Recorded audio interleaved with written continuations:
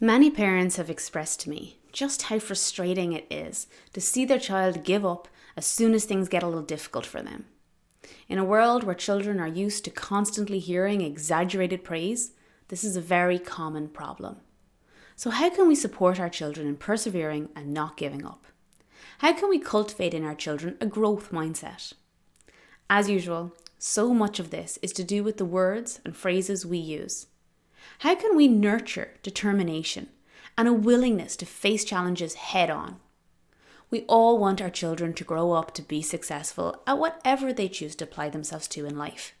So the technique that we will cover today is a very important technique for all parents to learn. Perhaps you're trying to teach your child a new skill, and as soon as it gets a little challenging, he throws his hands in the air and yells, "I can't do it, it's too difficult." For a lot of us, the reactive response will sound something like, "Oh, come on, it's not difficult. You've not even given it a go yet."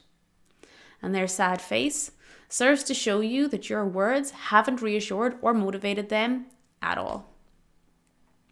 We might plead with them to keep going. "Come on, nothing ventured, nothing gained. Keep trying, you can do it." And sometimes this pleading might work, but deep down, you know your child isn't self-motivated, and you can't always plead and push them through every challenge in life. Success can only be achieved by those who don't give up. Giving up before you even begin is mostly just an attitude. Having an "I can't" attitude won't serve your child, so cultivating an attitude of "I can" will pave the way for perseverance, courage, and determination.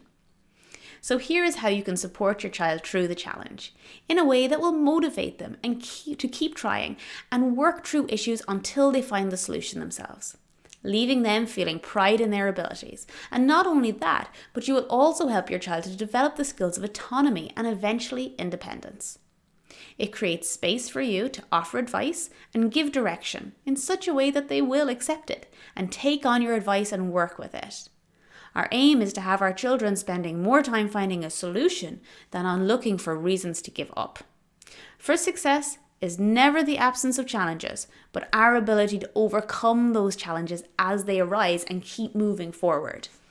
Our beliefs are formed based on our past experiences. So if we have the experience of successfully overcoming a challenge, we will come to believe that we have the ability to overcome the next challenge.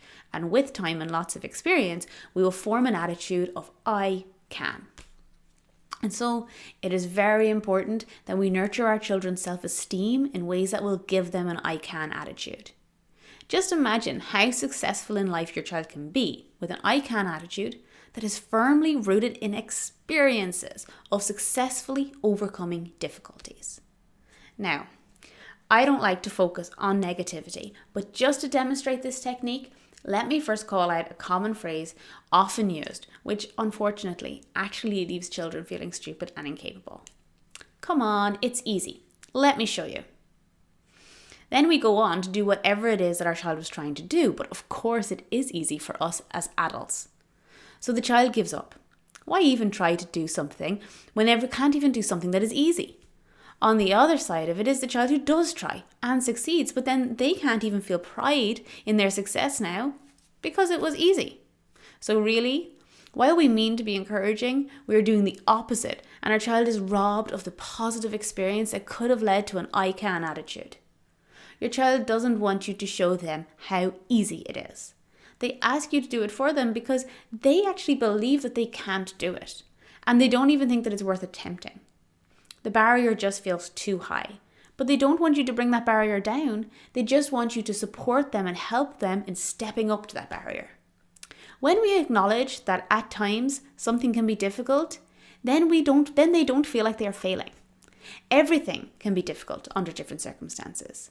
So when you see your child struggling with something, show respect for the challenge they are facing. Colouring within the lines can be tricky, especially when the pencil isn't pointy. Sometimes it helps to sharpen the pencil and colour in the edges very slowly first. There are two things to remember when showing respect for the challenges. Remember to avoid absolute terms. So instead of saying, "Yes, colouring within the lines is tricky," you'll want to say, "Colouring within the lines can be tricky," because it won't always be tricky. And we want to avoid words and phrases that could be perceived as confrontational. So sentences like, it can be tricky, it isn't always easy. And then to really help them feel supported, pinpoint where you think they may be struggling by adding in the words, especially when. Sometimes it can be difficult to colour within the lines, especially when the pencil isn't very pointy. Sometimes it can be difficult to add numbers together, especially when the number is bigger than you can count on your fingers. Sometimes it can be difficult to ride a bike, especially when you have no stabilizers or when you haven't had any practice in balancing a bike yet. Sometimes it can be difficult to put on your own jumper, especially when you can't find the right hole for your head. Now, for many of us, just having respect for our children's challenge isn't enough. We can see that they are struggling. We understand that this is their challenge, not ours. But also, we can see what they need to do. We may have great advice. But how can we pass that advice to them without robbing them of the experiential learning that they can benefit from through working through the challenge themselves? We can give advice, but we can't force anyone to take it. Even you doing this course, I can share all these techniques with you, but it's only when you put in the effort into learning them and implementing these techniques that you will gain any benefit from my words. So advice is like a gift. We can put it out there, but it's up to the recipient to take it or leave it. If I force you to take my advice or imply that this is something you have to do, you will most likely resist my advice altogether purely because you don't want to be told what to do. And it's the same with children. The trick to getting your child to hear and likely take your advice is in the phrase, sometimes it helps too. So the word sometimes communicates that it might be helpful for me, but it might not work for you. It puts the ball in your child's court and they don't feel pushed. It relates your respect for their autonomy, and of course you can substitute the word sometimes with other conditional words like perhaps, could, or maybe. This way, we communicate, here is some advice, it's up to you if you'd like to take it. And the thing is, because this is less threatening than saying you should or you must, your child will listen and act on your advice. So here are some examples of this entire technique. Take note of how the first part of this phrase communicates respect for the challenge and the second part gives advice in a non-threatening and respectful way. Cutting out shapes is not always easy, especially when there's lots of curved areas to cut around. Sometimes it helps if you hold the scissors like this. Riding a bike isn't always easy, especially when you haven't had much practice balancing. Sometimes it might help to practice walking with your bike along first until you get used to balancing. So next time your child is struggling with something, don't be tempted to say, just keep practicing, it's not so hard, you'll get it soon. Remember to respect the challenge and offer helpful tips without doing it for them. Sometimes it can be difficult, especially when. Sometimes it helps too. So, take out your journal and put down some of your own examples now. Encouraging and motivating your child with this wording helps them to work through their own struggles, still feeling supported by you, while also getting to learn from the experience.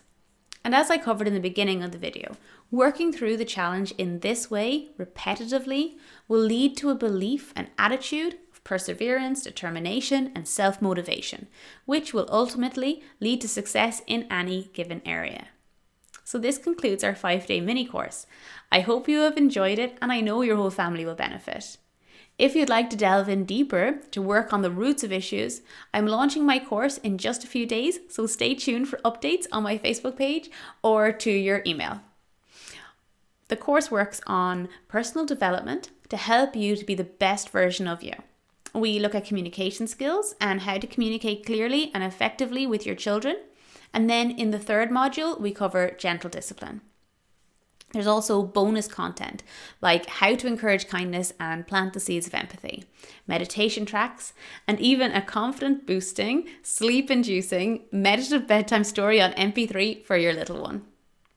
So thanks for joining me for this mini course. Take care and chat soon.